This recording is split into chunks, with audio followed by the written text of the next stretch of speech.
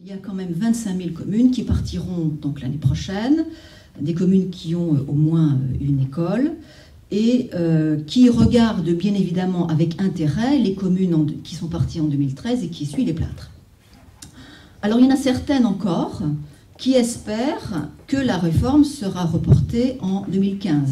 Et donc ils ont ralenti fortement la voilure et certains techniciens dans certaines collectivités locales ont tout simplement arrêté de travailler sur les rythmes scolaires. Ceci dit, je pense qu'il est important de dire que malgré tout ce qu'on peut entendre, malgré les couacs, malgré les difficultés sur le terrain qui ne sont pas des moindres, on peut dire que les territoires sont quand même au rendez-vous et que les collectivités se sont quand même fortement mobilisées et il n'est pas un jour aujourd'hui où on ne parle pas d'école. C'est à souligner parce que les collectivités ont su combiner ce que j'appelle le génie territorial avec les priorités du gouvernement, avec les priorités de l'éducation nationale. On ne peut que s'en féliciter parce que c'est une vraie dynamique, et ceci pour tous les enfants. Le deuxième constat, c'est que les moyens qui ont été mobilisés sont extrêmement importants. Et ceci malgré les taux financiers autour des collectivités locales. Que ce soit au niveau de la formation, puisque la formation est quand même un volet extrêmement important de cette réforme des rythmes scolaires, que ce soit dans le cadre financier ou encore dans le cadre des moyens humains. Une troisième chose aussi, c'est que les territoires ont été extrêmement innovants. Et ils ont tenu compte à la fois des spécificités locales, mais aussi de l'histoire des territoires et bien évidemment de toute leur dynamique. Ça, c'était important à le souligner. Et vous avez dû le voir aussi à travers la presse, les nombreuses organisations de la journée qui ont été imaginées. Alors, les impacts sont de cinq ordres. Les premiers, ce sont des impacts juridiques. Les impacts juridiques, le premier, c'est qu'on change d'échelle. C'est-à-dire que vous organisiez des activités périscolaires le soir, pour quoi une centaine, je dis une bêtise, hein, sur 100, 200 enfants, peu importe la collectivité. Vous allez arriver maintenant sur des effectifs qui vont dépasser ces 200, puisque ça va concerner l'ensemble des enfants et l'ensemble des effectifs qui sont dans les écoles. D'où le problème des locaux. Je suppose que vous avez, pour la plupart, commencé votre concertation, du moins celles qui sont parties en 2013, et que nous avons affaire aujourd'hui à des enseignants qui, certes, étaient coupés de leur base, on a vu les discussions, mais qui aujourd'hui sont des enseignants qui sont plutôt résignés, mais qui discutent toujours le problème des locaux, qui ne sont pas assez suffisants pour l'accueil de nos temps d'accueil périscolaire. Bon, c'est une appellation éducation nationale, on pourrait lui donner un autre terme comme club ou autre chose, peu importe. Mais les locaux ne seront pas en nombre suffisant pour accueillir nos temps d'accueil périscolaire. D'où l'idée, bien évidemment, d'arriver sur ces locaux qui sont des salles de classe, qui appartiennent certes à la collectivité locale. On ne manque pas de leur dire avec souplesse, mais qui répètent derrière, vous savez, après la classe, moi j'y reste. J'y reste. Et c'est vrai, pas tout le temps. Hein, pas tout le temps. On ne va pas dire qu'après 15h45, l'enseignant reste jusqu'à 18h30. Ça va être raisonnable aussi. Mais la salle de classe est une salle intime. On rentre dans l'intimité de l'enseignant. Donc on peut comprendre les difficultés, mais il faut comprendre aussi celles des collectivités locales que vous connaissez. Alors, donc le casse-tête de l'occupation des locaux, je le passe. L'obligation aussi, c'est l'obligation de mettre en place un projet éducatif de territoire. Si vous mettez en place des dérogations, ou si maintenant vous modifiez les taux d'encadrement, ce qui est nullement une obligation, sur les 3 heures maximales périscolaires que vous mettez en place après l'école. N'oubliez pas, mais ça aussi je suis certaine que vous le savez, que vous n'avez aucune obligation de mettre en place ces 3 heures. Hein, c'est pas bien ce que je dis. Hein. Vous n'avez pas d'obligation, il ne faut pas l'oublier. Hein. Et puis une autre contrainte juridique, c'est le problème du passage des temps. C'est-à-dire que vous allez multiplier le passage des temps. Le temps de la pause méridienne est un temps difficile, vous le connaissez. Avant, après l'école, donc d'autres passages de temps qui vont poser le problème des responsabilités et que vous avez déjà en questionnement lors des concertations, qui va être responsable après, comment ça se passe si un animateur n'est pas là, etc., etc., etc. Je vous en prie. Pourquoi dites-vous pas d'obligation à mettre en place les 3 heures ? Vous n'avez pas d'obligation parce que dans le cadre de la libre administration des collectivités locales. Tout simplement. on peut simplement aménager les rythmes pour être sur une répartition sur laquelle... Exactement. Par contre, effectivement, là, on manquerait une partie bien de sûr, la réforme. bien sûr, mais bien du coup, sûr. quand même la question, on peut faire moins si bien sûr. Dans l'organisation, oui. On considère que on peut faire... Pardon, excusez-moi. Si on considère que dans l'organisation, étant donné les moyens humains, locaux, dynamiques, tout ce que vous évoquez, on peut faire bien 1h30, personne ne nous empêche de faire 1h30. Bien Simplement, sûr, effectivement, bien sûr. Les financements qui viendraient en appui seront proratisés à hauteur du temps. Tout à fait. La réforme des rythmes scolaires doit être incluse dans une réforme et une réflexion bien évidemment beaucoup plus globale. Vous avez la possibilité de ne pas faire du tout les 3 heures, vous avez la possibilité de faire jusqu'à 3 heures, et au-delà, bien évidemment. Tout dépend encore une fois, et on revient sur des choses très précises, des moyens des collectivités locales et des moyens humains surtout dont elles peuvent disposer.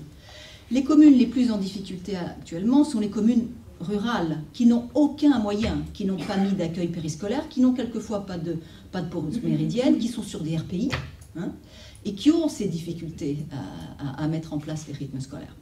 D'autres communes un peu plus importantes, ou même de grosses communes, ont mis en œuvre depuis de nombreuses années des politiques éducatives, incluant ou pas des projets éducatifs locaux, globaux, peu importe le terme qu'on lui donne. Donc, habitués déjà à mettre en place ces politiques éducatives et à réfléchir sur l'articulation, la complémentarité, la continuité éducative, on réfléchit sur cette articulation du temps est mise en place et réfléchit à des organisations de la journée qui prennent en compte ces 3 heures. Alors les organisations de la journée, elles sont diverses. Il y a une possibilité de saucissonner les temps. C'est ce qu'ont fait souvent les communes rurales. C'est-à-dire qu'elles ont commencé plus tôt, fini plus tard, et elles ont fini plus tôt l'école. Et ça s'arrête là. C'est-à-dire qu'elles ont saucissonné les temps. Sur d'autres communes, c'est le cas de la ville de Paris ou d'autres communes encore, ça a été le cas aussi, je pense, de la ville de Grenoble. C'est-à-dire que sur 2 après-midi, il y a 1h30 de temps d'accueil périscolaire, parallèle à l'accueil périscolaire ou pas.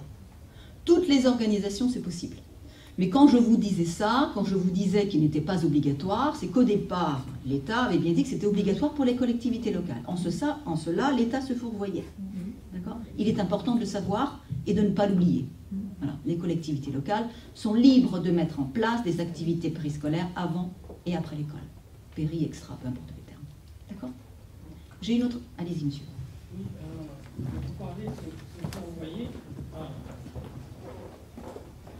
Vous parlez de vous fourvoyer, mais il me semble plus que c'était une question d'obligation. C'est-à-dire que si le ministre de l'Éducation nationale annonçait une obligation en termes de compétences aux communes, il aurait dû transférer des fonds obligatoirement. C'est exact, monsieur, mais ce n'est pas ce qu'il a fait. L'enjeu financier a forcément ou a permis le recul.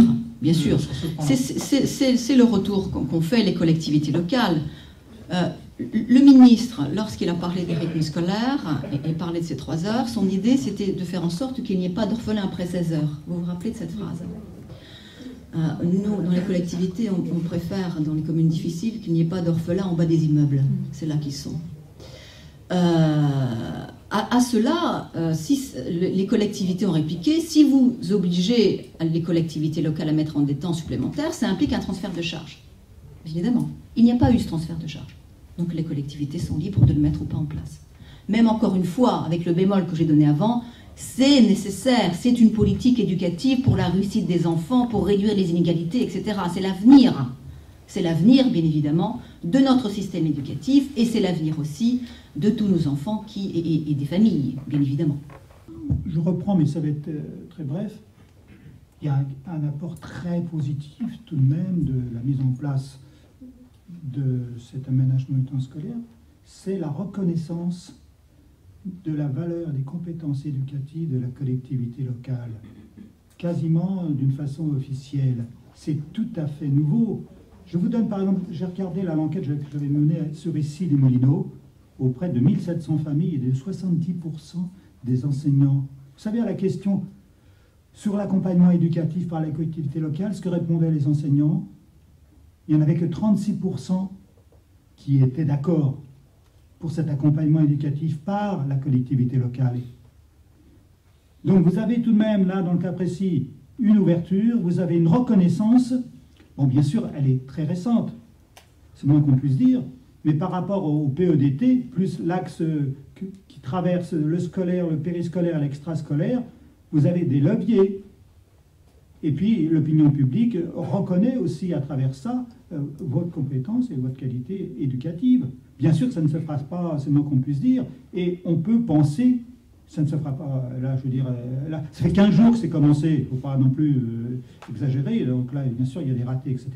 Mais on peut penser que l'évolution historique, j'ai bien dit l'évolution historique par rapport à d'autres pays, et par rapport aussi à la réflexion qui est menée sur la décentralisation, que ce soit de gauche ou de droite, à un moment ou à un autre, vous donnera encore plus de pouvoir éducatif. Je ne vais pas dire que le projet éducatif local est la solution à tout. Ce que je peux dire, c'est que cette réforme et les projets qu'on met en place imposent de revisiter les coopérations. Et que c'est peut-être une façon de faciliter les choses. Quand le PEDT dit qu'il faut l'articuler avec le CUX, avec le contrat enfant-jeunesse, vous l'avez oublié, avec les REAP, etc., etc., je veux bien, mais c'est quelquefois extrêmement difficile, même si nous avons des publics différents. Le contenu des parcours éducatifs et donc des temps éducatifs, dont fait partie la pause méridienne, est en fait le sujet le plus fondamental de la réforme des rythmes.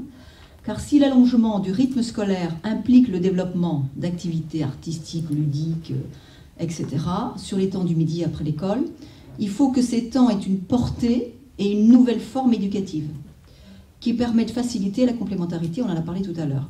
Si les personnes ne sont pas qualifiées, vous en avez parlé aussi, et s'il n'y a pas de moyens, cette réforme sera perçue à la fois par les enseignants mais aussi par les parents d'élèves comme une étape de la dévalorisation complémentaire de l'école. Par contre, si ce temps éducatif est repensé avec ambition et inspiration et favorise l'innovation, je pense qu'on aura gagné, que la réforme prendra tout son sens.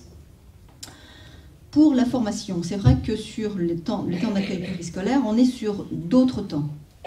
On a un besoin de formation des personnels, des collectivités territoriales. Tous ces animateurs occasionnels qui vont être recrutés n'auront ni le temps, ni, pour certains, le besoin de passer le BAFA ou encore le BAFD. L'urgence et les moyens financiers mobilisables conduisent, et ça on est en train de travailler avec le CNFPT, à la mise en œuvre d'une filière valorisation et d'acquis des expériences, certificat de qualification professionnelle. Si le CNFPT n'est pas assez rapide pour le faire, vous le faites vous-même. Et c'est plus facile. Et ça permet de valoriser les animateurs. La formation, comme je le disais tout à l'heure, est un enjeu fondamental aussi de cette réforme. L'idée, c'est de faire travailler quand même des enseignants et des animateurs. Donc je pense que les acteurs que sont les parents d'élèves, les enseignants et les personnels municipaux doivent se rencontrer. Quand je parle plus précisément des enseignants, les ATSEM, c'est l'idée de mettre en place des formations communes. L'ANDEV a mis en place avec le CNFPT des formations inspecteurs de l'éducation nationale et directeurs de l'éducation. Donc c'était à un autre niveau. Parce qu'on est chacun dans son coin, même si les choses évoluent, mais on ne connaît pas tout. Les deux structures ne connaissent pas le travail de l'autre. Ça s'est fait pendant une année, et au bout d'une année, donc, il n'y avait plus d'inspecteur de l'éducation nationale. Bon. C'est une chose dommageable parce que ça s'est très bien passé et nous avons pu échanger, bien évidemment, sur nos façons de travailler sur le terrain. Lorsqu'on met en place des formations enseignants, ATSEM, animateurs, les choses vont beaucoup mieux dans le cadre de la formation. Il s'agit tout simplement, je vous donne une ficelle, hein, mais peut-être que vous le faites déjà, c'est de travailler avec l'éducation nationale, c'est-à-dire faire en sorte que sur les temps de formation continue, il y ait ces temps qui soient des formations communes avec les ATSEM. Et ça, l'éducation nationale peut parfaitement le faire. Et le tissu associatif, en effet, aura des taux d'encadrement différents. Quand vous parlez du tissu associatif, en effet, il va devoir revoir entièrement le socle de ses activités. Je ne sais pas comment vous allez opérer dans une collectivité, mais l'idée pour ces temps d'accueil périscolaire, parce que nous n'aurons jamais assez d'animateurs, du moins de former, qualifier, c'est ce qu'on nous demande et ce qui est nécessaire pour l'encadrement de nos enfants, c'est faire appel au tissu associatif par le biais d'appel à projet. Je ne sais pas si vous y avez compté. Recourir au tissu associatif et recourir aussi au personnel qui travaille déjà sur les temps scolaires par voie de redéploiement. Je pense aux éducateurs sportifs, aux dumistes, aux professeurs de musique, etc., etc. Donc, ce qui va me permettre de caler au départ le contenu de ces accueils et surtout la nécessité de qualification au sein de nos temps d'accueil périscolaire. C'est tous les acteurs autour de l'école qui sont impactés. parce que comme vous parliez de la piscine, rien que l'activité piscine, ou encore, je ne sais pas, une autre activité bibliothèque, une activité cinéma, nécessite des déplacements. Lorsqu'une école va se terminer à 15h45, vous n'avez plus la possibilité de faire en sorte que ces enfants y aillent. Sauf y aller le matin, sachant que dans le cadre de la réforme, l'idée c'était quand même de concentrer les apprentissages fondamentaux le matin. Donc on se met sur une contradiction. L'idée ensuite, on est toujours sur l'idée de complémentarité, mais certainement je rêve, hein, have a dream, c'est de dire que peut-être que les enseignants pourraient... Ils ont déjà la possibilité de travailler sur ces temps d'accueil périscolaire, c'est faire en sorte qu'ils puissent, sous l'égide de la collectivité, travailler sur ces temps. Mais ça demandera des années, mais ça peut être une solution. Mais tout le tissu associatif, en effet, et même vous parliez des conservatoires, vous parliez, je sais pas, tout ce qui est conservatoire de musique, etc. Toutes ces structures sont impactées et nous rétorquent aussi. Vous allez mettre en place des activités gratuites jusqu'à 17h. Beaucoup de collectivités locales le font. Les enfants ne viendront plus chez nous puisque c'est payant. Donc viendront sur les temps d'accueil périscolaire. Donc nous perdrons aussi des effectifs. C'est aussi le retour du tissu associatif. Et ils n'ont pas tort. Mais il y a du travail derrière. Hein. C'était une année de rodage quand même cette année. Ça ne se fait pas en un an, hein, ce genre de réforme. Elle a 30 ans, elle doit encore endurer. On la met en œuvre.